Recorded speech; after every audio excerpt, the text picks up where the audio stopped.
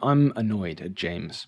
Didn't know the guy, but still. This isn't going to be one of those videos that just summarizes stuff from other people's videos. I'm not going to break down everything that's happened. If you have no idea what I'm talking about, the one-sentence summary is James Somerton was a mostly respected video essayist focusing on queer topics who was recently revealed by H. Bomberguy et al. To have built most of his work from other people's writing, often less-known queer voices, the very people he claimed to represent, and to have just made a bunch of stuff up. He then deleted his web presence, put out an emotionally manipulative apology video, deleted that, and has just now uploaded the next mea culpa attempt. But if you want the whole picture, you're gonna have to start with these bad lads and work your way forward. I've had thoughts about some of the things I'll discuss in this video for a while now, and I was fine just thinking those thoughts, being privately annoyed, until James dropped Apology 2.0, because there's some next level bullshit here, and some doubling down on stuff that just chaps my ass. I hope the fact that I'm only touching this now is proof enough that I'm not just cashing in on internet drama of the week, so yeah. Please enjoy this minimally edited rant video in lieu of your regularly scheduled content.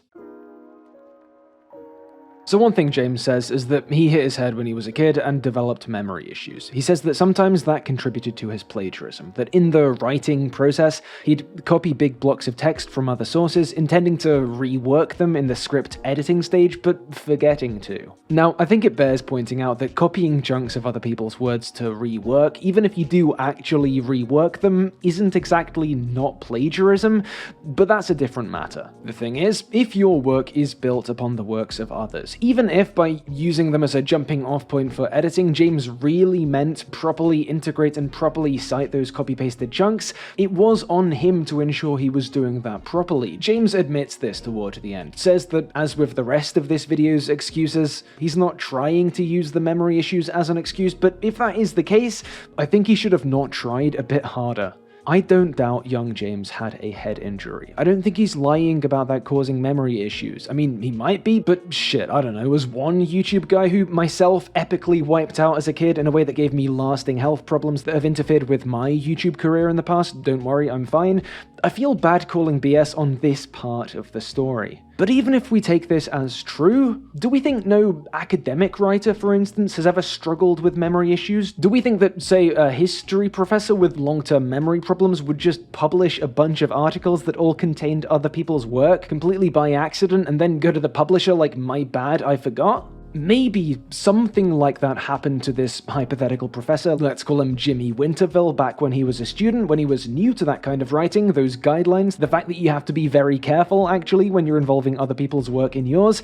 But remember, we're imagining Jimmy down the line as a professor. This is his job now. He's been doing it for years. He did it for years in business school, on his history undergrad course. He knows that, yeah, he has an uncommon hurdle here, a problem that makes not plagiarizing a little harder for him than for your average Joe, but he's known this for years, and he's done it for years. Maybe 1 month in, maybe 1 year in, maybe 2, old Jimmy Winterville would have got into the habit of putting the quote marks and source in alongside the copied text, or he would have busted out the highlight tool. You can tell it's this obvious a solution by the fact that literally everyone had this reaction upon hearing it.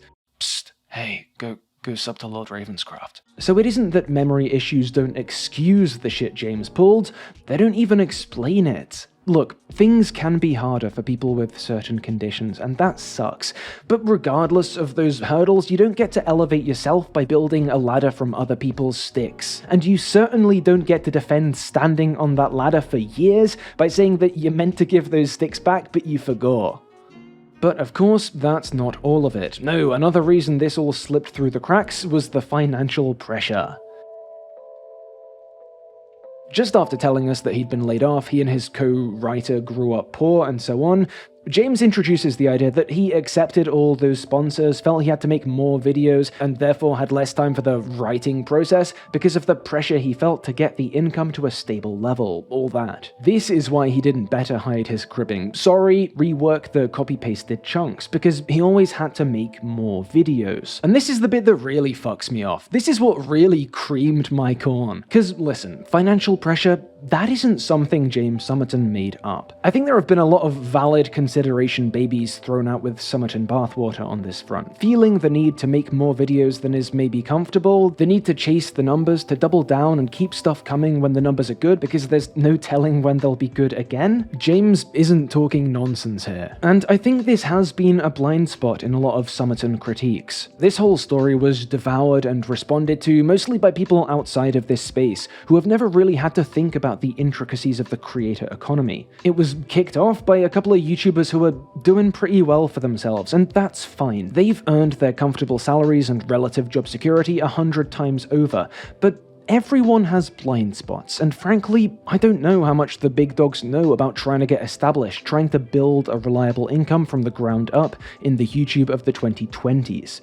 And if this is the take that gets put in front of 17 million people, I have to think we're getting near one of those blind spots. As a creator, my question is, why make 3 bad videos a week when you could make 1 half-decent video every 2 weeks? Or 1 pretty good video every year? Videos like this aren't made for the reasons normal people make videos, like to inform or entertain or for the joy of making something. They're made for the purpose of putting out more content. Because you can take your time, make the best video you've ever made, and it can flop. Little Joel talked not long ago about how he felt he'd made his best ever video and then that underperformed in a big way, and if you don't have a big old Patreon safety net, that's a problem. In the December just gone, I uploaded fewer videos than normal because I was spending as much time and effort as I could working on a real passion project I was determined to make as good as I possibly could. And I'm tremendously happy with the video I made, but let's just say the YouTube algorithm didn't share my enthusiasm. Just 1 week afterward, traffic had slowed down to the point that I was earning less than a tenner a day from the hundreds of videos on my channel put together.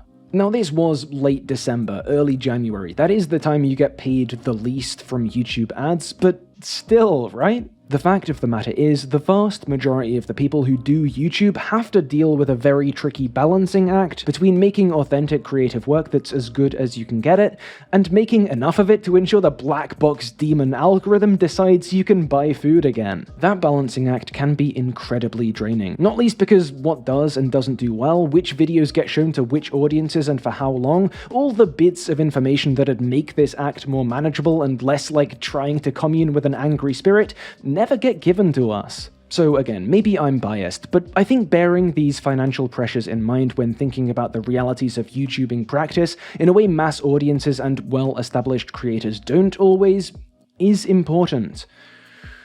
Which is why it makes me absolutely goddamn livid that Somerton, someone who, regardless of how he's painting it here, hasn't been in that boat for years, has earned more money from Patreon alone than maybe you and definitely I have seen in our lives, is co-opting you guys. Small-time independent YouTubing is financially hard. I'm just a little guy. As a defense for the type of disgusting business practices he did and the rest of us didn't. Financial pressure, the I need to make more videos faster impulse is real and is always there. Speaking personally, sometimes, especially when I was trying to first capture and lock down early successes, to turn this channel into something that could be a career, it drove my actions, and I'm certain that's something most professional or semi-professional creators of my, YouTube generation can speak to. But when I say it drove my actions, I of course don't mean I plagiarized, or that I took shortcuts at the expense of other people. The only corners I cut were my own.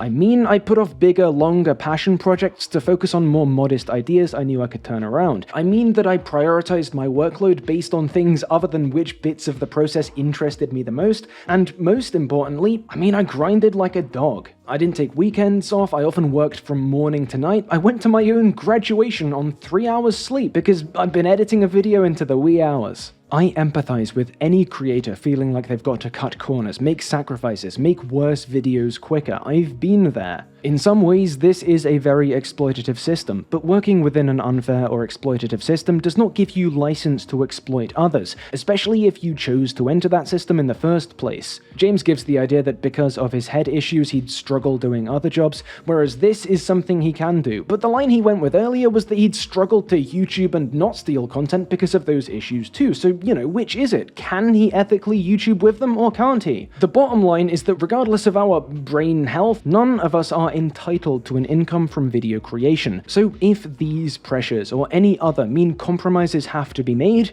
you have to be the one making them. You have to eat the L. You don't take from someone else's pile, you take from your own. You cannot ethically pass that buck. And that's why I've never hired editors. I know that I'm not in a place where I could afford to pay an editor a fair wage, so if anyone's going to edit my videos for a dubious level of pay, it's going to have to be me. That's why I've turned down a whole bunch of sponsorships that I didn't feel totally comfortable promoting, even though doing them would have really helped things out. I do not empathize with a creator who feels this pressure and decides to pass that buck, to cut corners by stealing the work of others, many of whom are more than likely under pressure themselves. Even leaving aside the ghoulish specifics of Somerton's case, the way he exploited countless others and actively buried queer voices on a channel decked out with the trappings of leftism, bringing financial pressure, scarcity mindset, all that into the conversation is insulting to begin with. Because guess what? Most of us are in that same boat, and we didn't try to claw our way out by ripping each other off. But the real kicker is that all of this, all the details of feeling out your way through the maze of YouTubing under financial pressure we've spent the past however long getting lost in, it's not even close to relevant. We're having the conversation on Somerton's terms, and as usual, he lied. Not only did James have one of those Patreon safety nets himself, he had one the size of that, you know the challenge on Takeshi's Castle where they shoot cannons at the guys on the bridge? Yeah, the size of that. Somerton's income, at least for the last year of his content, has been convincingly ballparked at over $200,000. Even if he's telling the truth and a full half of that went to co-writer Nick, that's 100,000 big boys. Sure, maybe it wasn't quite that high pre-2023, but it didn't jump to that mark from nowhere. Dan Olsen of Folding Ideas famously mummified Somerton in December with a thread tracking the man's history of extravagant purchases and Patreon begging. The man was fucking loaded. No, wait, sorry, I'm aware he's made comments suggesting he didn't actually have that much money to hand, that he was having trouble balancing it all, but if you're pulling in that sort of money and it's not sticking around, you're not under financial pressure, you have a spending problem. So whatever the end of his apology gestures toward, James has tried to paint his plagiarism and misinformation generation as necessary pieces of corner cutting owing to the financial pressures of independent YouTubing. And not only is this not a necessity, not only does positioning it as such downplay how much effort and thought and grit actually goes into this type of work, he left long ago the position that would have legitimized the stealing he kept on doing were such a legitimization even on the cards, even in the deck. James has also tried to excuse himself by blaming a childhood injury and the memory problems it caused, despite that excuse being more or less irrelevant to the malpractice at hand. James has actively eroded viewer trust in creators asking for support, at least in the video essay space, simultaneously filling his own coffers from gouged viewer wallets and making it just a little bit harder for the rest of us to get by.